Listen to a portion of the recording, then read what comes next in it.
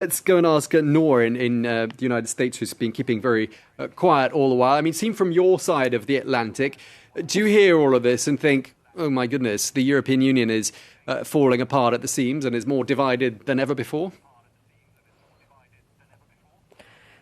Yes, and I think that one thing that we can't overlook is the fact that this is happening at the same time as a massive energy crisis. And I think what we're watching unraveling is that, you know, when there are times of crisis like the EU is going through right now, I think it enables people to kind of show their true colors a little more and say how they really feel. So I think it's really exposed this underlying issue of it really is an identity crisis. You have, you know, these nations that are so diverse, vastly different cultures. Can you, in the end, paint it with one brush and agree on something and say, okay, this is what we're all going to be standing for together?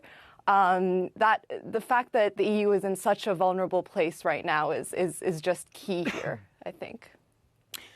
Well, sorry, but I do not think it's an identity crisis. And our colleague in Brussels just said it. The majority of the Polish people are supporting the European Union. So there is no identity crisis. There is a battle between a government and a party in Poland and the Brussels institution. And the main question is to know whether Brussels has the proper weapon to make the Warsaw government back down. So I would personally refute the term identity crisis. There might be an identity crisis in Poland, but certainly not in the EU at the moment brought in by the Polish. Noor, do you want to respond to that? If I can... I think the fact that that court ruling itself, I don't think anyone can look at that and say that it's in line with what the EU stands for and what it has been standing for years now. And I think that's reflected in the very fiery responses on all sides, from Ursula, from the Polish PM saying that we will not stand down. And I think it's going to be a really pivotal moment. And I'd have to say that I do think that it is some sort of identity crisis. And the least you can say is that it goes at the foundation of what the EU is standing for right now. OK, Marc, you wanted to jump in. Yeah, I mean, well, Lorne was right there. I mean, a lot of people are saying this can be an existential crisis, you know, including Poland. You know, they're looking at it from a different perspective, but everyone's saying this could go existential.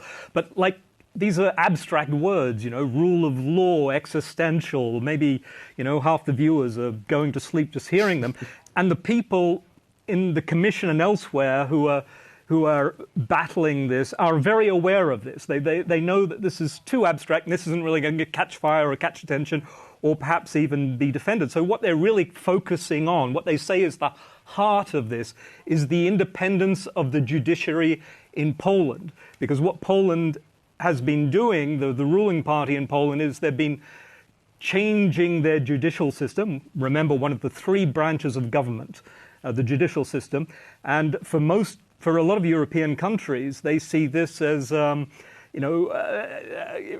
rolling back a key pillar of democracy. So it's not rule of law or something abstract like that. It's, what happens when your judges do what a government tells them to do.